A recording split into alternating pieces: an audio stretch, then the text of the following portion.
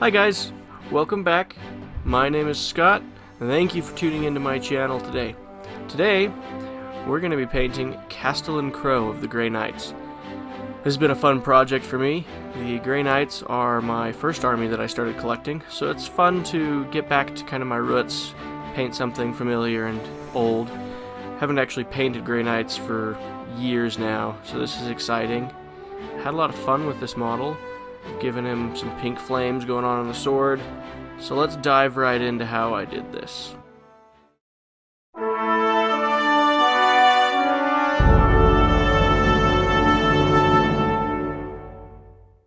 To start this model off, we're going to prime it with the Leadbelcher spray primer from Citadel.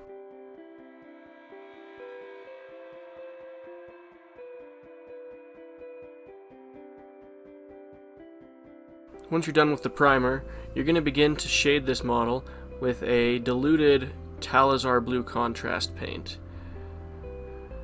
Now you're going to try and cover all of the armor evenly. You don't want to allow the paint to pool up on any of the flat surfaces.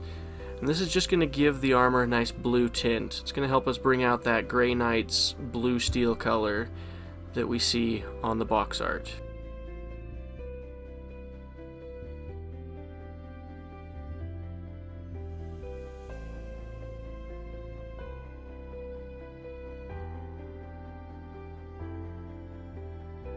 Once we've done that, we're going to begin to dry brush Necron Compound all over the armor of this model. We're going to do this in circular motions, trying to evenly cover the surface of the armor.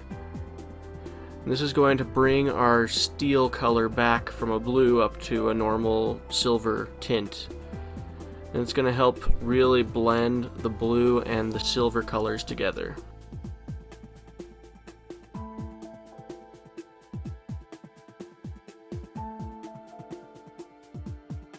With the armor done, we're going to begin working on the cape. We're going to start with Khorne Red. We're going to paint this all over the cape. We're going to be careful not to get this on the backpack or on any of the armor. We're also going to paint this on the flag that's on his back, as well as some of the details on his shoulder pads.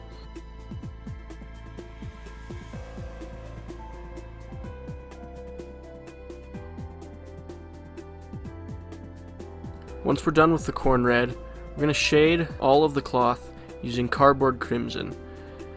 We're going to try and get this into all the recesses. We're going to put this all over the flag and any other places that we've previously painted red.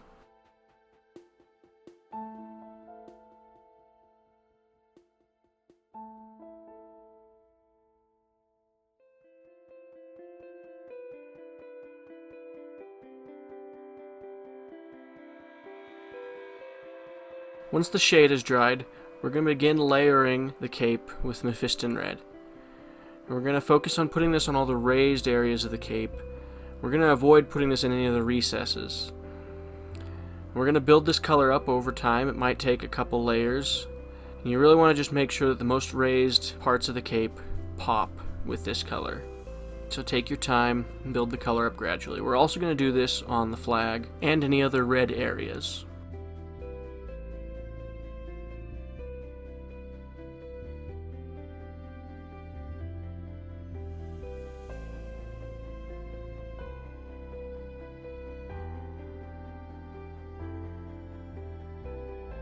Now that the cape is done, we're going to begin working on the head and on the shoulder pad. We're going to begin with gray Seer. This is going to serve as our base color. We're eventually going to build this up with a brighter white. We're going to apply this to the left shoulder pad and to the entire head.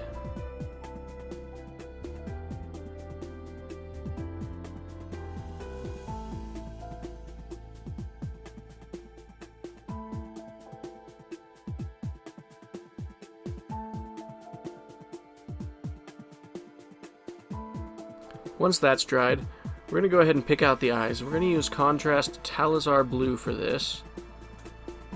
And we're going to focus on just trying to get it in the eyes. We're going to be very careful not to get it everywhere else, although if you do, it's fine, because we're going to go back and clean that up here in just a minute.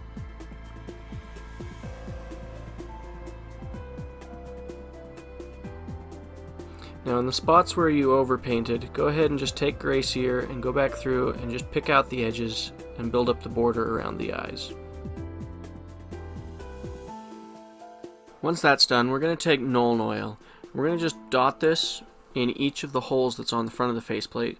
We're also going to go through and pick out anywhere that there are recesses, cracks, intersections between different armor plates on the helmet, or anywhere that dirt could reasonably pool up on the helmet. And we're going to shade those with Nuln Oil as well. Once the shade is dried, we're going to go back through now. We're going to take Corax White, and we're going to build up the color on all the armor panels. This is going to layer over the existing color and make it a lot brighter. If you've made any mistakes with the Nuln Oil, this is also a good opportunity to clean those up.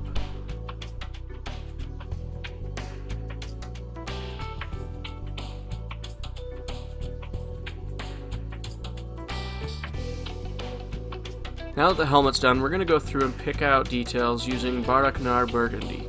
We're going to pick out the book and the wax portion of any of the purity seals with this color.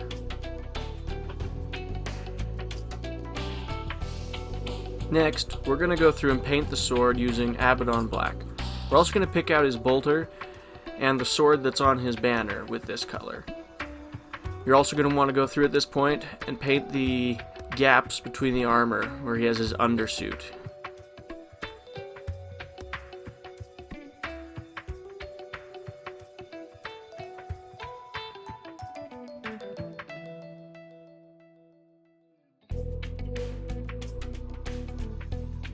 While the black is drying, we're going to go ahead and take Wraithbone. We're going to pick out all the purity seals, as well as the books that are scattered across the armor. We're also going to grab the pages of the book that's hanging from his hip. We're going to be careful not to get this on the armor as we do this, because we really don't want to have to go back through and paint the silver again.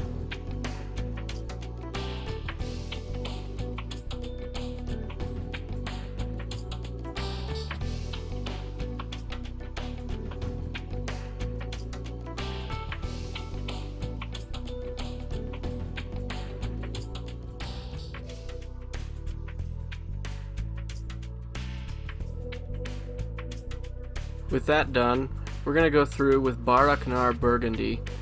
We're going to start building up the flames on the sword. Now we're going to focus on putting the paint towards the base where the flames touch the sword, as well as putting it extending up the flame about halfway.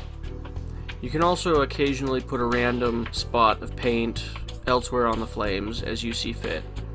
You're especially going to want to focus on picking out the skulls that are in the flame. He has like faces that are embedded in the flame.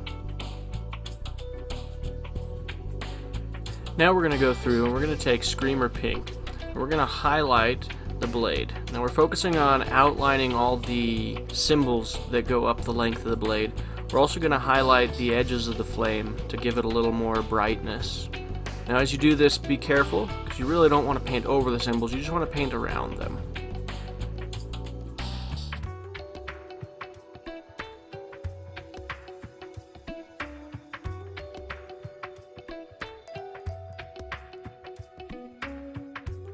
Now, we're going to take Screamer Pink and Wraithbone in a 1-to-1 mixture, and we're going to highlight the most raised edges of the flame.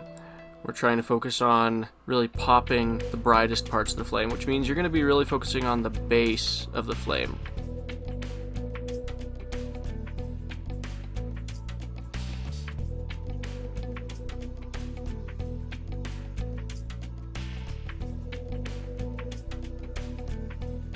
Now that the sword is done, we're going to go back through and take Contrast Skeleton Horde. We're going to shade all the purity seals, the books, and the pages of the book that are on his hip. We're going to do this in a light coat, trying not to make the paper too dark. Once that's dry, we're going to go through with Liberator Gold, and we're going to pick out all the gold trim details on his armor. This is going to include the letters that are on some of the armor panels, as well as the corners of each of the books. We're also going to pick out the little case that's hanging from his waist that holds skulls in it, and we're going to pick out some of the trim up on the banner as well.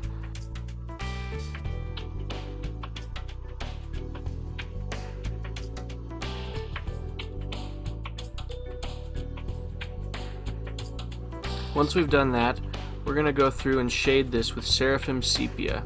Now this shade is going to give the gold a somewhat browner look and help dull it down so it's not quite so bright.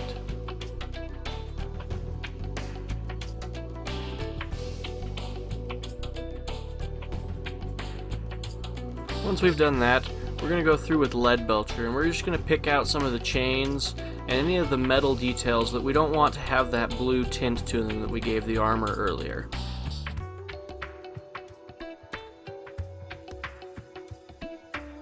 We're then going to go through and take Canoptek Alloy, and we're going to use it as a highlight on all the gold. We're going to pick out the edges. This is going to give the gold a somewhat silver tint to it.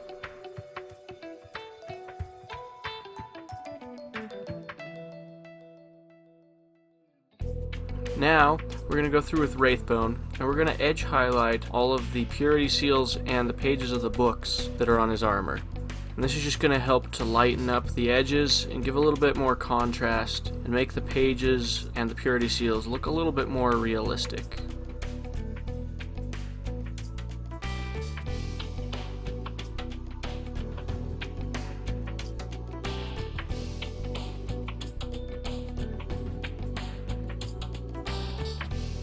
Now, we're going to go through with Abaddon Black, and we're going to be very careful at this part. We're going to just try to do little squiggly lines to represent the words that are written on all the pages and purity seals on his armor.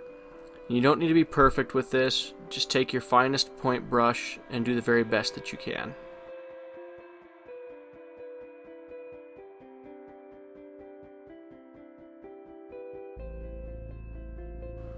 Finally, I'm going to pick out a detail that I missed earlier. I'm going to take Balthasar Gold, and I'm going to go through and pick all of the bullets that are on the ammo belt coming out of his bolter.